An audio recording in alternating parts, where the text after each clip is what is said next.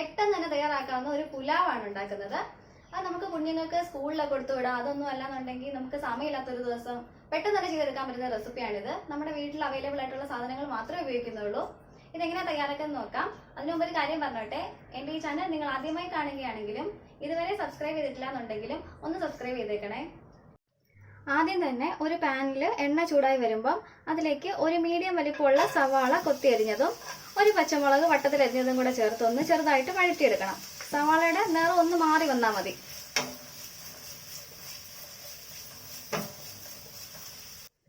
സവാളയുടെ നിറം ഒന്ന് മാറി വന്നിട്ടുണ്ട്. ഇനി ഈ സമയം നമുക്ക് ഒരു സ്പൂൺ ഇഞ്ചി വെളുത്തുള്ളി ചതച്ചതും കൂടെ ചേർത്ത് പച്ചമണം മാറുന്ന വരെ ഒന്ന് വഴറ്റിയെടുക്കാം. ഇനി ഇതിലേക്ക് ഒരു ചെറിയ കഷ്ണം ക്യാപ്സിക്കം ചെറുതായി നുറുക്കിയതിട്ട് ഒന്ന് വഴറ്റിയെടുക്കാം. ക്യാപ്സിക്കം ചേർക്കണം നിർബന്ധമൊന്നുമില്ല, ഞാൻ ചുമ്മാ ഒന്ന് കളർഫുൾ ആക്കാൻ വേണ്ടി ഇട്ടതേ ഉള്ളൂ.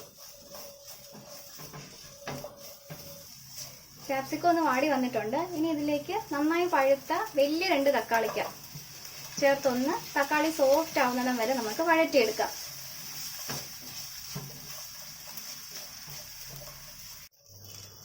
തക്കാളിക്ക നന്നായിട്ട് വെന്ത് വന്നിട്ടുണ്ട്.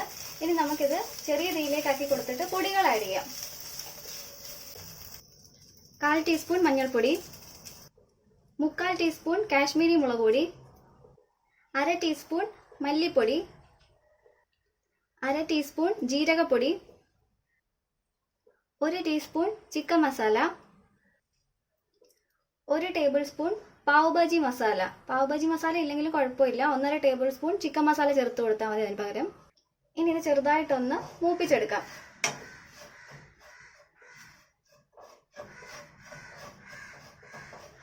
ഇനി ഇതിലേക്ക് ഞാൻ 2 ടേബിൾ സ്പൂൺ വെള്ളം ചേർത്ത് കൊടുക്കുന്നേ.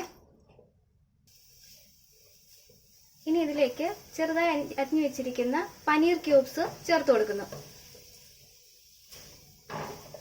പനീർ ചെറുതായിട്ടൊന്ന് വെന്ത് വരണം. പനീർ ചെറുതായിട്ടൊന്ന് വെന്തിട്ടുണ്ട്. ഇനി ഈ സമയം ഞാൻ ഒരു ചെറിയ ഉരുളക്കിഴങ്ങ് വേവിച്ചതും കുറച്ച് ഗ്രീൻ പീസും കൂടെ വേവിച്ച് തരണ്ടുവേ ചേർത്ത് ഒന്ന് ഇളക്കിയെടുക്കാം. പച്ച ഗ്രീൻ പീസ് ആണെങ്കിൽ നമ്മൾ സവാള വഴറ്റുന്ന കൂട്ടത്തിൽ തന്നെ ഇട്ടൊന്ന് വഴറ്റിയെടുത്താൽ മതി, വെന്ത് കിട്ടും. ചെറിയൊരു പുളിരസത്തിന് വേണ്ടിയിട്ട് ഞാൻ 1 ടേബിൾ സ്പൂൺ തൈര് ചേർത്ത് കൊടുക്കുന്നു. നാരങ്ങ നീരാണെങ്കിലും ചേർത്താൽ മതി. ഇനി ഇതിലേക്ക് അല്പം ഉപ്പും കൂടെ ചേർത്ത് കൊടുക്കാം. ഉരുളക്കിഴങ്ങും ഗ്രീൻ പീസും വേവിച്ചപ്പോൾ ഞാൻ ഉപ്പിട്ടാണ് വേവിച്ചത്, അതുകൊണ്ട് അതനുസരിച്ച് ചേർത്ത് കൊടുത്താൽ മതി.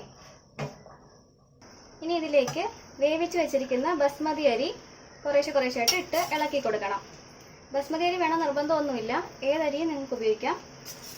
ഈ അരി വേവിക്കാനായിട്ട് ഞാൻ 20 മിനിറ്റ് കുതിർത്തിട്ട് നന്നായി തിളച്ച് വന്ന വെള്ളത്തിലോട്ട് ഇട്ട് വേവിച്ചെടുത്ത അരിയാണേ. ഇത് പതുക്കെ ഒന്ന് ഇളക്കി കൊടുക്കാം, മസാല എല്ലാ ഭാഗത്തും എത്തിക്കണം.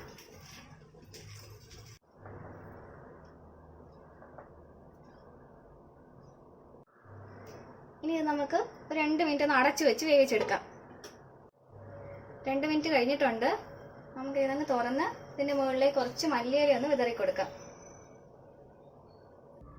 അപ്പം നമ്മുടെ തവ പുലാവ് ഇവിടെ റെഡി ആയിരിക്കുകയാണ്. വളരെ എളുപ്പമാണ് ഇത് ഉണ്ടാക്കാനായിട്ട്, അതോടൊപ്പം തന്നെ ടേസ്റ്റിയും ആയിരിക്കും. ഇതിൻ്റെ കൂടെ കഴിക്കാൻ അങ്ങനെ പ്രത്യേകിച്ച് കറിയുടെ ഒന്നും ആവശ്യമില്ല, ചെറിയൊരു സലാഡ് മാത്രം മതിയാവും. എല്ലാവരും ഒന്ന് ട്രൈ ചെയ്ത് നോക്കണം. എന്നിട്ട് നിങ്ങളുടെ അഭിപ്രായങ്ങളും നിർദ്ദേശങ്ങളും എന്നെ അറിയിക്കുകയും വേണം. ഈ വീഡിയോ ഇഷ്ടപ്പെടുകയാണെങ്കിൽ ലൈക്ക് ചെയ്യാനും ഷെയർ ചെയ്യാനും മറക്കല്ലേ. അപ്പോൾ മറ്റൊരു വീഡിയോയുമായി കണ്ടുമുട്ടുന്നിടം വരെ ബൈ ബൈ. Thank you.